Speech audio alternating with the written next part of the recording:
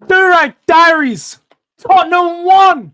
Arsenal 0. And for the first time in 3 years, we have beaten our North London compatriots. We finally stepped up, showed some cojones to see the game out. But not only that, but to perform better than them, beat them on all fronts, and lift the trophy on their head. But it's just a friendly. It is just a friendly. But the one question I do need to ask, what phase is Frank in? What phase is Frank in, people? Because after watching Wickham and Luton, most people would tell you Tottenham are rubbish. Tottenham haven't improved. Tottenham have gone nowhere. But watching that game, you see a completely different Tottenham team to what we saw last year. Multiple things to look at, multiple reasons as to why I was impressed. But going into that game, a lot of people would tell you, watching my live streams, watching the things, you would see that I really wasn't confident for that.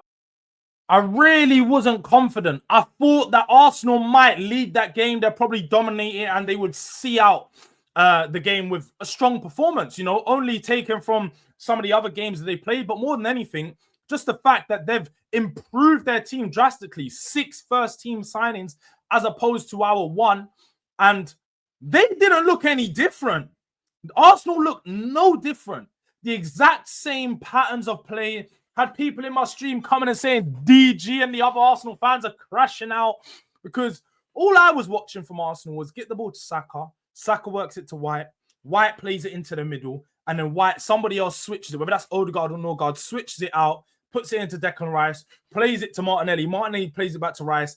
And they're just trying to work the ball to the flanks so they can put a ball into the box, but not actually being dangerous. Nobody actually trying to thread a pass through the middle. Now, you could look at it 2 ways and say that Arsenal couldn't find the ways to break us down because Frank's defensive setup was so much better than Ange's. So much better. The one thing I will say is Ange's defensive team in the final, this was a very similar performance to the cup final and some of the games that we had in the Champions League, where once we led the game, we just got very defensively sound, got solid, got tight, got narrow, and just didn't give them the space in behind nor the space in the box to create anything for themselves. Early on in the game, I felt like we were dominating the ball. It started off with Arsenal having a bit more of the ball for the first 10 or so minutes. But once we got into the rhythm, it became more of Arsenal catching us on a counter and in the transition. And we had a lot of chances early. Spurs could have been 2 to 3 goals up in the first half just from set pieces. Just from set pieces. We've been told about how Nicolas Jover had transformed Arsenal in their set piece game, but they had 12 corners in that game and wasn't as dangerous as any of the 4 that we had. We'd hit the post on 3 corners. Pedro Porro directly hit the post on, with the first one coming where he whipped it in from the left-hand side in swinger. It seemed like Van de Ven was tussling with David Raya a little bit and just managed to shrug him off, and it licks off the post. And that's where you wait to see a player like Will Lancashire or Dominic Solanke, some of the traits that they've shown, that hunger, that desire to be the first man to get that ball back. Richie just couldn't get to it sooner. By the time he did get to it, a few players got in front of him, and it ended up being defensively, it ended up being deflected and going out for just a throw-in corner, whatever. It got pushed away from goal. But there was a good mixture of attacking combinations in that first half. Some of them going down the right-hand side, some of them going down the left-hand side. The one thing that we saw, like I say, the defensive structure was key because you had the flat back 4. We never saw any of the fullbacks inverting at no point. There was no inversions into the midfield. Jed Spence going on the overlap, combining really well with Odegaard in that first half. Odegaard just showing some of that confidence that we saw from him at Burnley. Some of the reasons why we brought him, standing his man up, running at them, doing a few little step-overs, showing a little bit of the jinky-majinky, pool, chat football. And he hit the post early as well. He hit the post really early, running at his man, asking questions of of White before putting it through his legs, and it beat the goalkeeper, but just needed a little bit of a swerve on the end of the ball to go onto the inside of the post, but unfortunately hit the post and went back out. But we really started to take control of the game at that half-hour mark. Really started to look a lot better. And even just after that, Pedro Porro had another corner. And from that corner, from the right-hand side, was an outswinger. Sorry, in swung again. And this one, he swung it in. It was really strange. And at this point, it was like, bro, Richarlison, put the fries in the bag, put Richarlison in the bag and get rid of him, bro. This guy's a fast food striker. He'll pick up a goal every now and then, but he's shit, fam. He's absolutely terrible. Like, I can't bear watching another game of Richarlison. So the ball come across the goal. And this time, where it hit the post, it seemed like Richarlison had timed the run well and that he actually read the play. You thought, okay, he read from the last time what we're going to do. So it bounces. It hits off the post.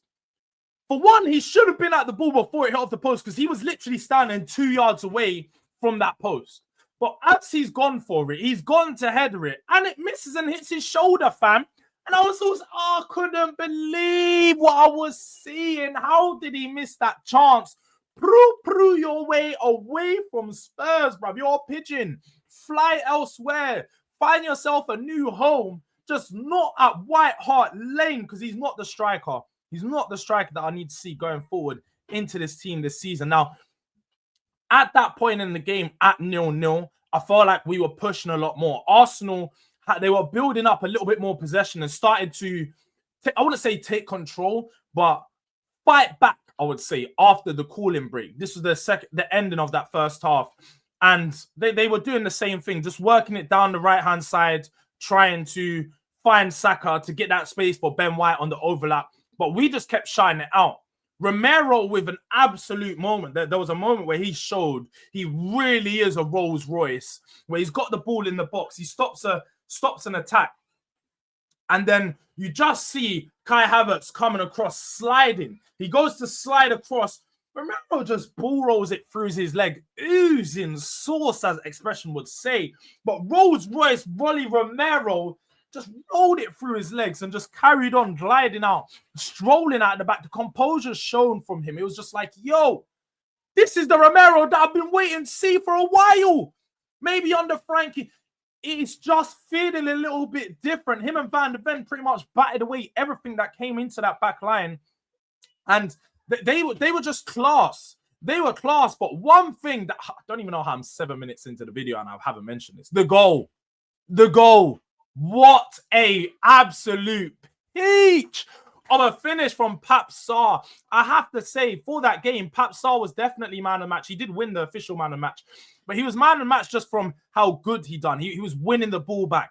He was doing the box-to-box role, the type of player that we brought him to be, getting everywhere, all around the pitch, up and down, winning the ball. And that goal epitomized everything that he done so well. Miles Lewis-Skelly or Kivy or whichever one it was on the ball.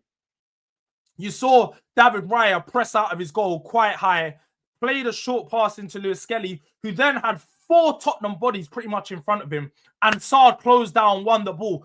First thing he thought was he saw Raya off his line, quickly, instinct. Didn't even question anything more of that, and just absolutely locked the ball. Perfect. Weighted under the bar. You can see the backspin on the ball and it just hits the back end of the goal. And it was just a great, great finish. So that double pivot of him and Bentancur will be one that we need to watch throughout this preseason. We have also seen that Spurs are in talks for a potential loan deal for João Paulinho for the season. So that will be another one to look out for because João Paulinho is another option, but that did look good. Bentancur, Sarr with Bergvall in front. I liked that trio. I was really surprised, but I liked that trio. They're 3 players that I can appreciate their individual qualities, but I wasn't too sure if it was the Ange system that was holding them back, or it was just the type of players. But it looks like it might have been the Ange system because they looked so much better today. Now, again, I'm not getting too gassed. I'm not holding on the fact that, oh, we beat Arsenal, we beat our rivals. It's just a friendly, as many of the Arsenal fans will tell you now. But yesterday, the likes of Catch and Psalm, so it's never a friendly against Tottenham. It's never that. We always go in there and we want to win and all this stuff. And yeah, look, for me, the most important thing here was the performance rather than result. And I was really surprised by the performance. Really, really impressed. I like some of the changes that Frank has brought to the team already. Made some good substitutions in the second half, sort of just done like for like changes. We saw Danso come on, we saw Davies come on. Didn't see any of the young players play, but I think that's fair in a game against Arsenal where you're just trying to see it out and you're trying to build that confidence in this team, but not just the team, in the fan base. Because it wasn't just me, and a lot of fans thought, I had in my chat saying 4-0, 5-0, Arsenal were going to batter us, Gyökeres hat-trick, all of this stuff, and he's just building that little bit of confidence into the fans. Say, do you know what? Look, believe in me, believe in this team, believe in what we're building here. We have something special and we're working on something. So keep a lookout for that. And he was class. Kudus, he was causing Miles Lewis-Skelly problems all day long. I'm not going to lie, Skelly did have the better of him once or twice, but apart from that, Kudus was just a constant issue. Get him on the ball, running at his man, doing everything that you want from a winger. And you could tell Frank was really impressed with him because he's the one player, as soon as he come off, he embraces him with his hug, lets him know you've had a really good game. And look, you can tell just from those little moments that is Frank's player.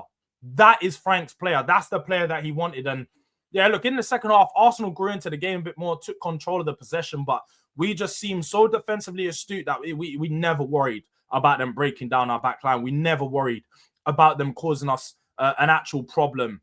And they never really had too many shots on target. I think they may have had 2 or 3 shots on target throughout the whole game. Max Dowman come on, was welcome to Jed Spence Penitentiary. You're not the first and you won't be the last. Done absolutely nothing, but he's just a young kid, so I didn't really expect too much. And ultimately, there's a lot of pressure on him from this Arsenal fan base, and they probably expected too much of him to come on the pitch and, you know, change the game for them. If Saka couldn't do it, why would Max Dowman do it? So, yeah, no, I think great performance for the first game in our preseason tour. Definitely a lot of takeaways from that. Strong performances from the midfield, and strong performances from the defense. The attack's probably where we had a few issues, but even then, I feel like we had quite a few chances. So I can't even say that we didn't create. We could have scored 2 or 3 goals. We looked the better of the 2 teams by far, and definitely could have had 2 or 3. So yeah, no, look, Spurs won. It was a quite convincing one at that. Starting the preseason off well, starting the watch along off well. This is what I like to see. But look, people, make sure you're subscribing to the channel. We're on the road to 5K. We're real close to 3.2. So if you ain't already, make sure you subscribe to the boy. And yeah, man, like the video on your way out. Let me know what your thoughts in the comments. And let me know, more importantly, what phase is Frank in? Let me know in the comments section below. Big up to the people. Durag Diaries, your boy, and we are